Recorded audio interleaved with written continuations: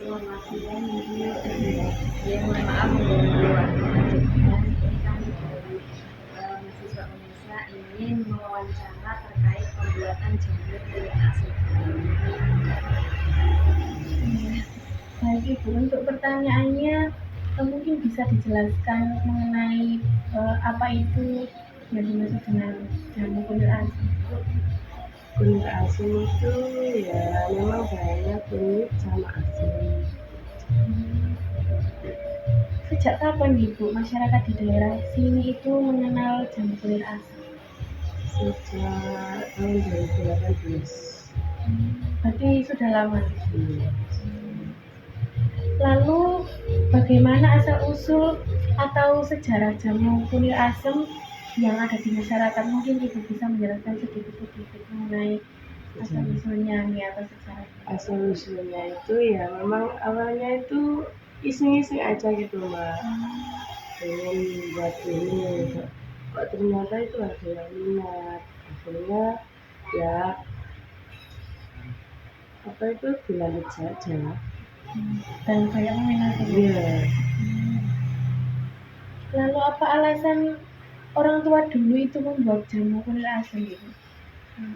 Iya, alasan orang tua saya itu dulu tapi membuatnya itu gini Mbak, kalau kulitnya itu diparut langsung diperes baru dimasak. Kalau saya enggak, kalau saya tadi apa di pasrah ya semua dimasak jadi satu. Kalau ibu saya kan dulunya itu diparut dulu baru diperas ya itu baru dimasak aja. Nah makanya saya iseng-iseng saya buat cara sendiri gitu. Berarti itu ya Bu ya, alasan yang kami ketahui kan dari Google atau dari jurnal itu kan selain dibuat untuk pengganti obat-obat yang zaman sekarang itu kan katanya dibuat obat tradisional, apakah betul? Lalu apa saja bahan yang digunakan dalam pembuatan jamu kunyit asam? Kunyit, asam, jeruk nipis, sama daun pelintas. Untuk alatnya itu apa saja ya Bu yang selain pasrah tadi yang disebutkan? Blender. Terus alat saringan itu saringan kayak apa itu sutra gitu loh. Kan saringan penyaringannya kan 3 kali. Yang pertama kan saringan biasa, yang kedua saringan agak bentuk gitu, terus yang ketiga pakai kain sutra gitu. Mengapa memilih bahan kunyit dan asam Ibu? Apakah terdapat makna khusus dalam kunyit dan asam? Ya enggak apa sih, memang dari ya, bahannya ya dari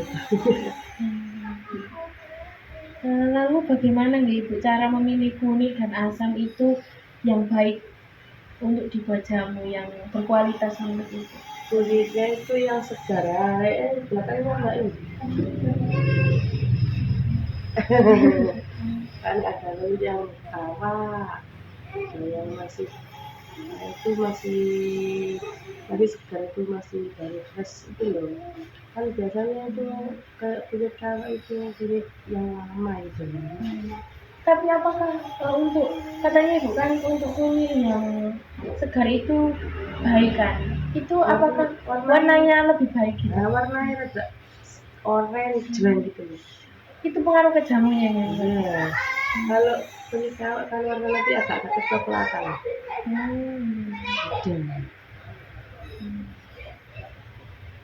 Bagaimana proses pembuatan jamu kunyit asam itu? Dimasak, nanti kalau sudah mendidih kan biasanya itu busanya keluar, busanya itu getah, diudek terus gitu.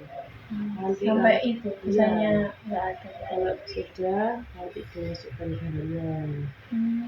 Kalau sudah garam nanti gula. pakai gula putih saya, nggak pakai gula batok ya. Apakah daun luntasnya itu juga ikut di pasaran atau Iya, dimasukin dimasukkan biasa ya, gitu? lembaran kertas.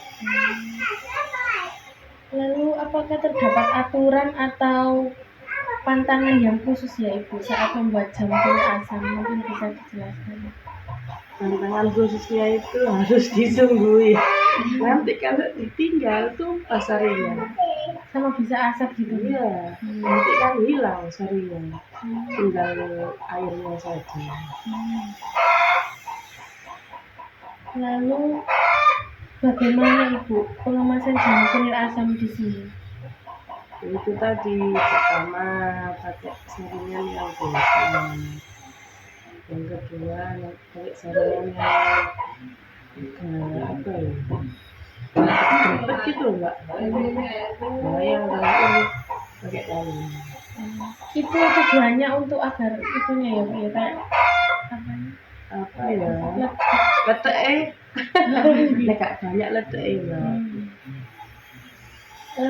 Untuk minum jamu itu apakah terdapat aturan khusus yang Ibu? Misalnya satu hari itu bisa, maksudnya ada aturan berapa kali atau? Enggak ada aturan, sesuai selera saja. Tapi menurut Ibu sendiri, misalnya orang yang suka jamu itu dalam satu hari ini meminum dengan porsi banyak itu berarti nggak ada efek sampingnya ya? Enggak ada. Malah dampaknya yang bahaya. Untuk pemberian label jamu kunyit asam di sini tuh mungkin bisa dijelaskan. Saya selama ini masih nggak berani pakai itu mbak. Soalnya ya itu tadi kan saya belum dapat izin dari sertifikat halal kan. Nggak berani. Ya banyak orang kok nggak dikasih label.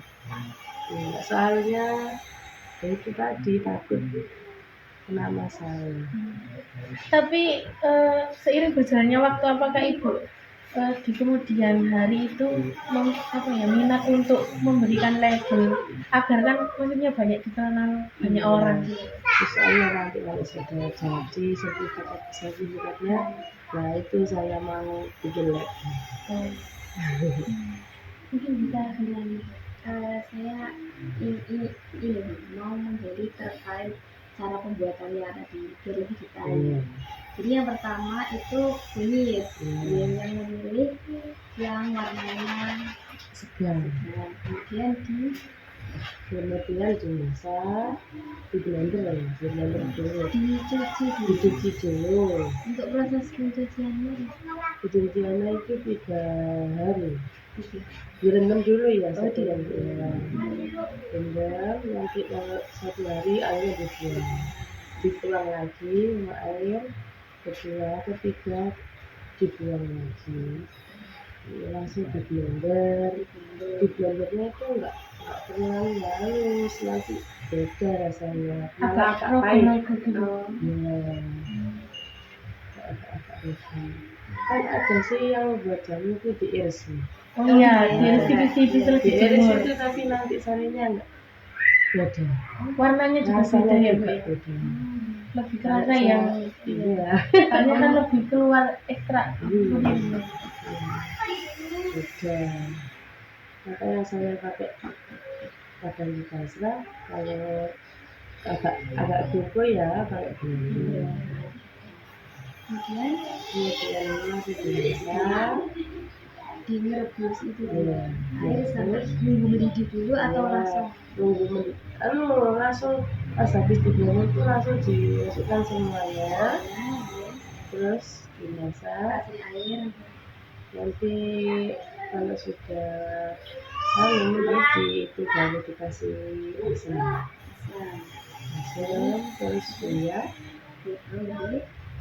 Nanti kalau keluar busanya itu ditunggu dulu di dekat ya. Kalau sudah habis nanti dimasukkan gula. Gulanya terakhir. Habis gula nunggu mendidih lagi. Habis gula nunggu mendidih lagi kan biar apa ya? biar tanek gitu. Sama gulanya larut ya. Ya, nanti kan beda kalau belum tanek kan nanti cepet bau, cepet Cepet basi. basi.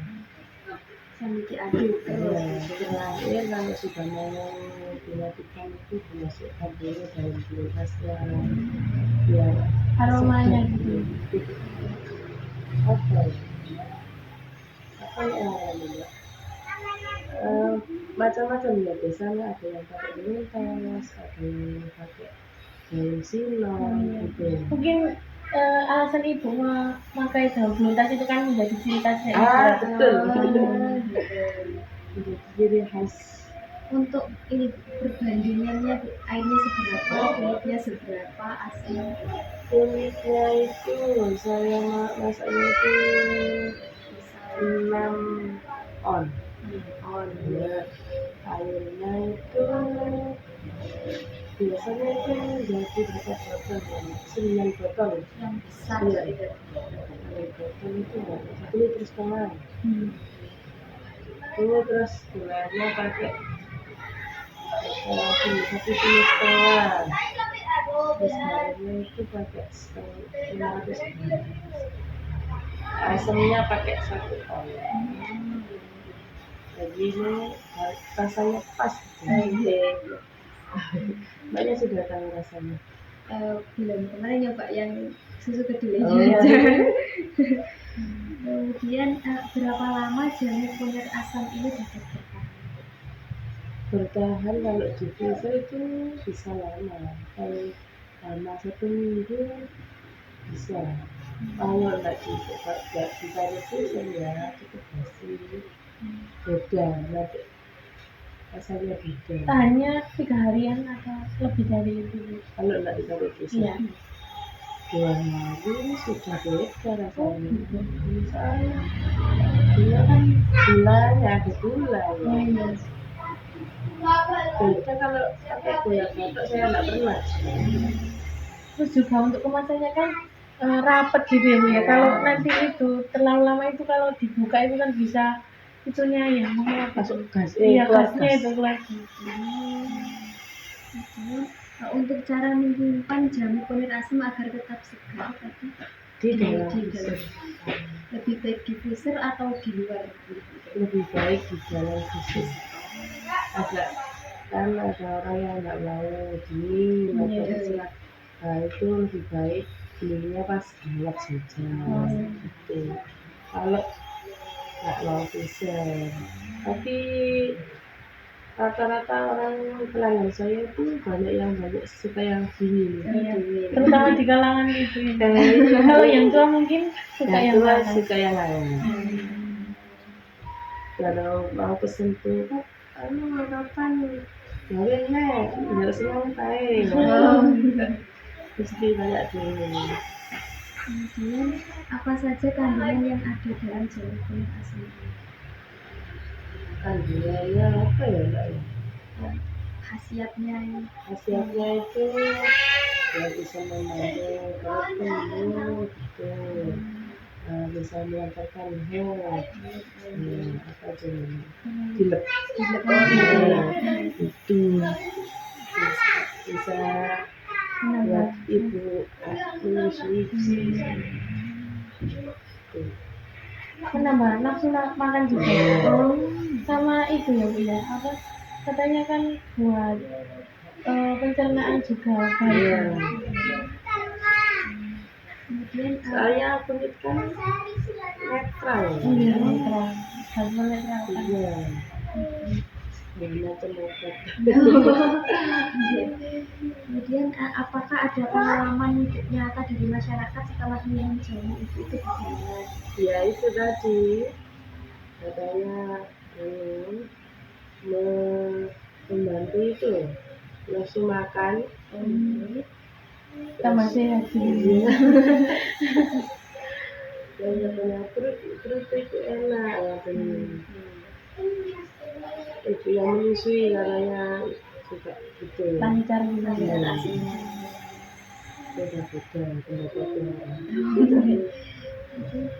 Siapa peminat jamu kunyit asam di daerah ini rata-rata? Rata-rata orang dewasa